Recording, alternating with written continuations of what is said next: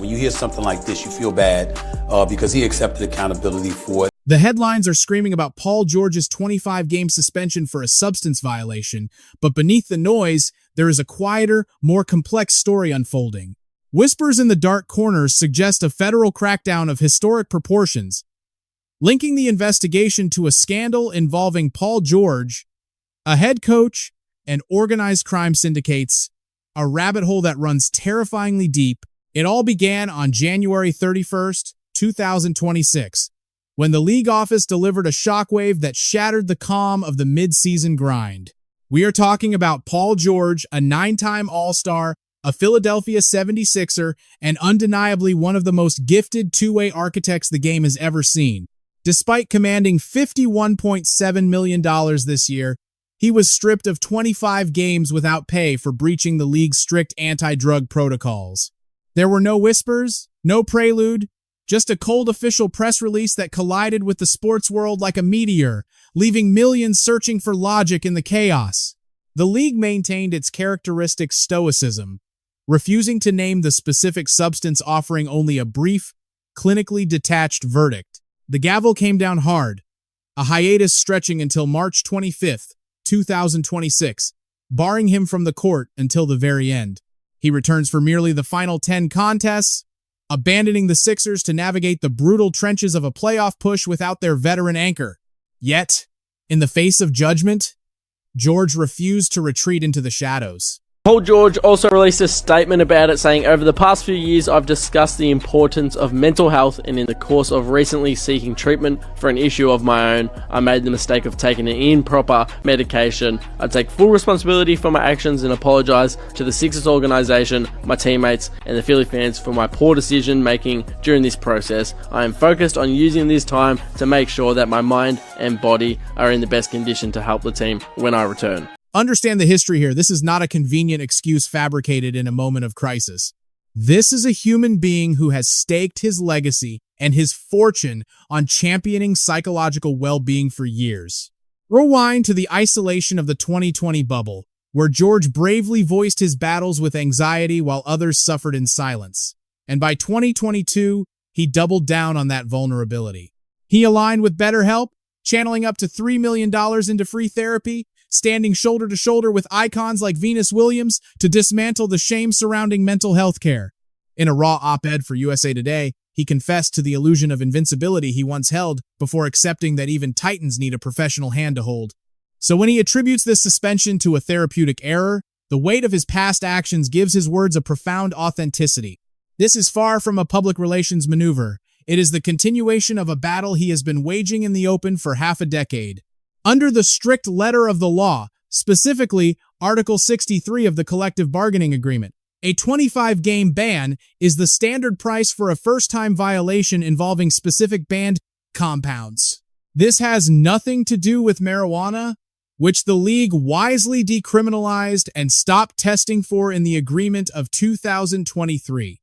Nor is it a repeat offense, which would trigger draconian penalties like 55 games or an ultimate lifetime banishment from the league. Those who analyze the fine print suggest this penalty likely points to a therapeutic substance, a medication meant to heal, not to cheat. We are likely looking at an antidepressant or anxiety treatment, perhaps something for ADHD, containing a prohibited ingredient that aligns perfectly with his stated struggles. There is a pathway for this, a therapeutic use exemption, but it requires absolute transparency with the league before a single pill is swallowed. George evidently missed that critical step, and that solitary lapse in protocol has exacted a devastating toll. The economic consequences were swift and brutal. He surrendered approximately $1.7 million, bleeding nearly $470,000 for every missed contest in the second year of his massive $212 million deal. That is a fortune evaporated in a heartbeat, yet there is an ironic twist to this tragedy. In a cold calculation of business, his lost wages actually offer the 76ers a financial lifeline. Cap expert Bobby Marks noted that the suspension wipes over $5 million off their luxury tax bill, leaving the franchise merely $1. $0.3 million above the threshold, cracking open a window for strategic maneuvering at the deadline without blowing up the roster. In a strange paradox, the organization may emerge from this disaster on firmer financial ground than before the news broke. As for the game itself, the loss is significant, but not fatal. The team posted a 16-11 record with him, compared to 11-10 without a manageable drop-off, even losing his 16 points, 5 boards, and 4 assists a night. But shooting over 38% from deep, he was the gravity that opened the floor for Embiid and Maxey. Without him, the geometry of the court suffocates. If you're a Sixer fan, you've been disappointed. He didn't play too many games last year. Now he's going to miss games, an inordinate amount of games already. This is after having left knee surgery in off-season and missing games at the start of this season. On First Take, the conversation zeroed in on the haunting pattern of unavailability that has defined George's tenure in the city of brotherly love. Yet, even amidst the criticism, there was an admission that this forced hiatus might carry a hidden blessing in disguise. If George embraces the solitude of his suspension, dedicating himself to the iron and the conditioning, he returns not just restored, but dangerous for that final 10-game stretch and the postseason wars. In an Eastern Conference defined by chaos, where no single franchise has truly separated itself from the pack, a revitalized Paul George becomes the variable that shifts a season from a forgettable first-round exit to a legacy-defining run deep into June. But this narrative carries a weight far heavier than basketball. The timing of George's suspension was a nightmare for a league already fighting for its reputation. Only weeks prior, the NBA found itself submerged in arguably the most devastating integrity crisis in the history of modern athletics. Federal agents had just exposed a sprawling gambling ring implicating a sitting head coach, a star player, organized crime figures, and illicit schemes that swindled millions from unsuspecting victims. The reckoning arrived on October 23, 2025. A press conference in New York City that didn't just make headlines, it shattered the foundation of the sport. FBI Director Kash Patel took the podium, flanked by prosecutors and federal agents, delivering an announcement that promised to permanently alter how the public views professional basketball. What you don't know is that this is an illegal gambling operation and sports rigging operation that spanned the course of years. The FBI led a coordinated takedown across 11 states to arrest over 30 individuals today responsible for this case, which is very much ongoing. At the heart of the storm stood titans of the game. Chauncey Billups, a Hall of Famer and Portland's head coach, Terry Rozier, the Miami Heat's starting guard, and Damon Jones, a former player turned coach, accused of pulling strings in multiple criminal enterprises at once. All three were detained the same morning, ensnared in 2 linked federal probes that prosecutors described as the most audacious corruption the league had ever witnessed. The primary investigation bore the codename Operation Nothing But Bet. This was the insider trading of the sports world, a scheme that drove a dagger into the sanctity of honest competition. 6 individuals faced charges of wire fraud and money laundering, accused of leveraging privileged NBA intelligence to place rigged prop bets. They trafficked in secrets, medical reports, starting lineups, rest protocols, and tactical shifts. Information unknown to the public or the books, fed to a shadowy network of associates who hammered the under on wagers totaling hundreds of thousands of dollars. They bet against performance, wagering that certain athletes would fall short on points, rebounds, and assists compared to the Vegas lines. And they cashed those tickets with relentless consistency, playing a game that was decided before the opening tip. Between December 2022 and March 2024, these defendants perpetrated a scheme to defraud by betting on inside, non-public information about NBA athletes and teams. The non-public information included when specific players would be sitting out future games, or when they would pull themselves out early for purported injuries or illnesses. On March 23, 2023, during his tenure with the Charlotte Hornets, Rozier allegedly signaled his circle that his night would be short. His conspirators, including a lifelong friend, immediately dumped over $200,000 on his unders before the game began. Rozier played 9 minutes, cited foot pain, and vanished into the tunnel, never to return. The wagers hit, and prosecutors allege the cash was brought straight to his doorstep where the crew gathered to count the spoils of their heist. Terry Rozier played up until just under 3 minutes to go in the first quarter. Here he is making a drive. No hobbling, no grabbing, nothing that looks to seem odd or out of the unusual. With an injury, he's running on the court, seems to be just fine. He didn't favor the leg or signal for a trainer. He simply sat on the pine for nearly 5 minutes, looking entirely at ease. There was no urgency or distress until, abruptly, the shoe came off as the quarter closed. The timing feels heavily engineered. We can see him here sitting on the bench after he's come out of the game. This is with about 2:12 left in the first quarter. And you'd think if there was some foot soreness, maybe you'd be seeking medical help. You'd be having your athletic trainers evaluate you, looking at things, rubbing on your foot. Nope, Rozier just sits here seemingly carefree, not making any motion whatsoever towards his foot. Next possession down the court, 1:40 left in the game. Still Rozier sitting there comfortably, not making any motion to his supposedly sore and uncomfortable. The terrifying reality, as explained by medical professionals, is that this specific type of fraud is nearly impossible to police effectively. Imaging can be pristine while the player claims suffering. Pain is subjective, and legitimate conditions often leave no trace on a scan. When an athlete declares they are broken, the medical staff is bound by duty to accept that truth. A situation like this, where you have an athlete who's telling you that they have pain and they feel like they can't go, the medical staff has no choice but to believe what they're saying and remove them from the game. He was accused of betraying the inner sanctum, whispering to contacts exactly when the Kings of Los Angeles would rest their bodies before the public ever caught wind of it. One specific gamble involved $100,000, all riding on insider knowledge that the big man in the middle was too hurt to perform. When that wager failed to pay out, the men holding the ticket didn't just walk away. They cornered him and demanded full restitution. Yet, manipulating sportsbooks was merely the surface level of this catastrophe. The second phase, dubbed Operation Royal Flush, descended into pure Hollywood fiction, targeting underground card tables rigged with surveillance gear you usually only see in espionage thrillers. We are talking about compromised shufflers capable of scanning the entire deck and beaming that intelligence to a remote handler instantly. They employed tables that could peer through card faces and lenses engineered to spot markings completely imperceptible to the human eye. The so-called face cards included the defendant Chauncey Billups, who at the time of the scheme was a former NBA player and is currently the head coach of the Portland Trail Blazers, and also Damon Jones, a former NBA player and coach.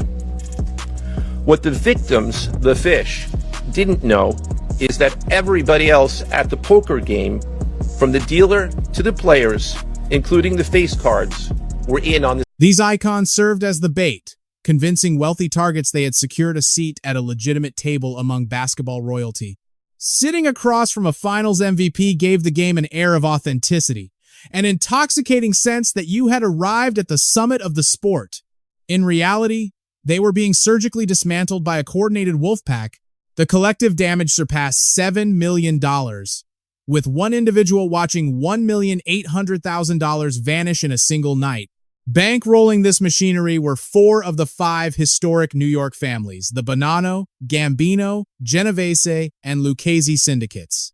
Authorities noted that seeing these factions operate in unison is an anomaly, a unified front that effectively echoes back to the founding of the commission in the 1930s. With each organization reportedly handling a specific vertical, their duties ranged from acquiring technology and securing locations to high-level strategy and brutal enforcement. When the money ran dry, the glamorous facade dropped, replaced by old-world intimidation tactics and armed robbery to settle the ledger. This shadow game ran for 2 full years before the light of day ever touched it. Professional card player Matt Berkey actually outlined this exact scenario on episode 277 of his podcast, recorded back in August of 2023. There was this game, it started in LA and then it came to Vegas for a few days, and it was all built around Chauncey Billups. And I had heard about the game, and the person who told me about it was like, look, I know the game runners. I'm telling you 100% this game is on the up and up. Associates who sat in those chairs confirmed the theft was blatant, yet they felt paralyzed to act against men holding that kind of cultural capital.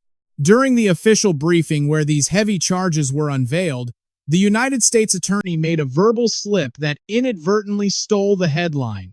The indictment details specific examples where the defendants profited from illegal gambling and illegal betting on various NBA games, about the performance of players on, among other things, the Charlotte Hornets, the Portland Trail Blazers, the Los Angeles Lakers, and the Toronto Rangers. Amidst the gravest crisis in modern basketball history, that solitary mistake spawned a completely separate wave of digital ridicule. So, where do the pieces lie today? We need to examine the wreckage, as the fallout has proven just as turbulent as the initial revelations. Complexity defines this narrative, with the tremors still being felt as all three basketball figures maintain their innocence. Terry Rozier entered his plea on December 8, 2025, securing his release with a $3 million bond tied to his Florida estate, and surrendering his passport. He is strictly prohibited from wagering and barred from communicating with any witnesses or alleged co-conspirators. His counsel moved to dismiss the case in December, contending that his supposed involvement was too trivial to warrant federal conspiracy charges. Chauncey Billups stood before the court on November 24th, posting a $5 million bond against his Colorado property, co-signed by his wife and daughter. The franchise relieved him of duty immediately, elevating assistant Tiago Splitter to steer the ship for the rest of the campaign. By December of 2025, Billups had already liquidated his residence in Oregon. Damon Jones entered his plea weeks earlier on November 6th, relying on his parents to back a $200,000 bond under the same strict conditions. If the gavel falls on these conspiracy counts, each man is looking at a potential 40-year exile in federal prison. Then, on February 2nd, 2026, a ruling arrived that sent shockwaves through the front offices of the league. Rozier emerged victorious in his financial battle against the Miami Heat and the NBA. Following the arrest, the team had attempted to freeze his $26.6 million salary, locking the funds away in escrow.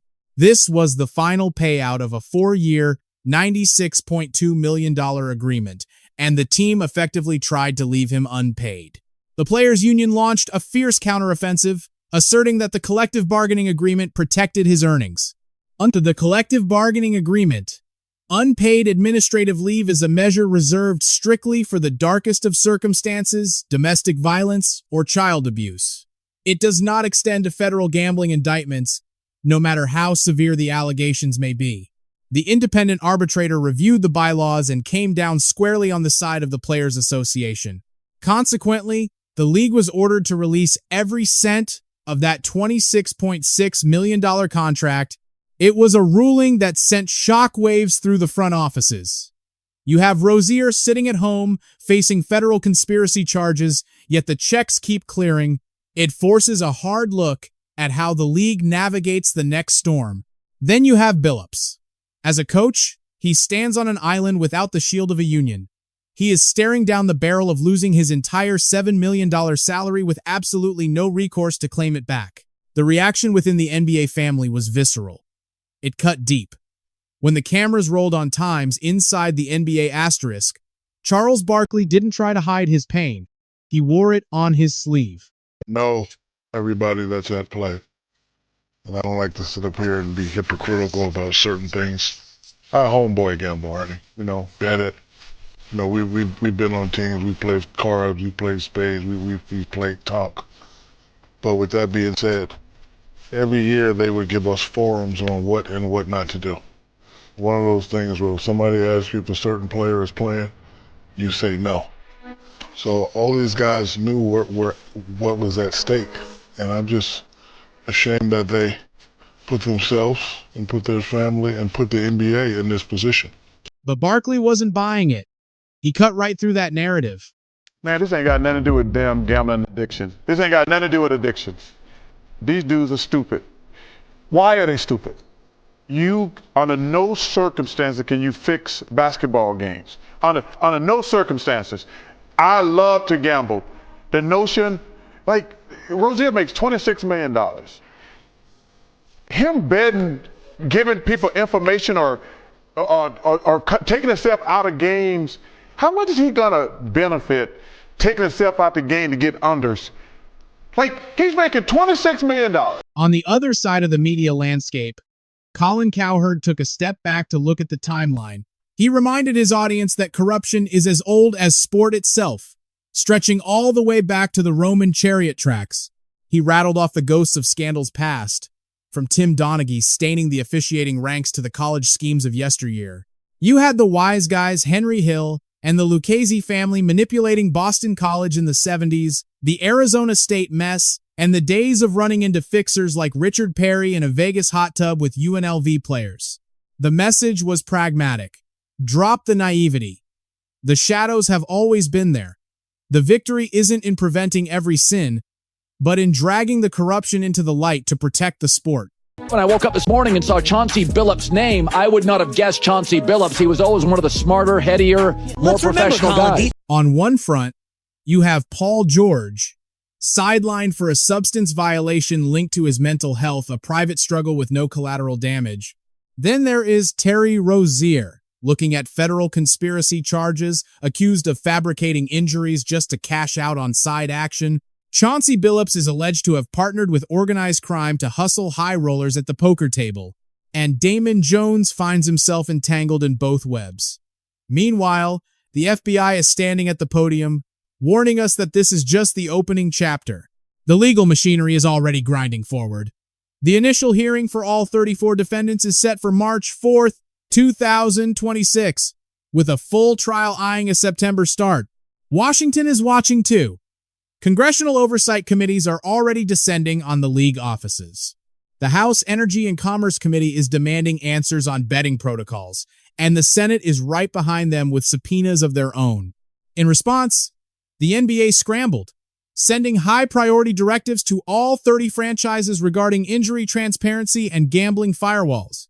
Commissioner Adam Silver had to step into the spotlight, offering a solemn apology for the dark cloud hanging over the sport and promising a complete overhaul of their integrity measures. For more deep dives into the stories shaping the game, select one of the cards on your screen.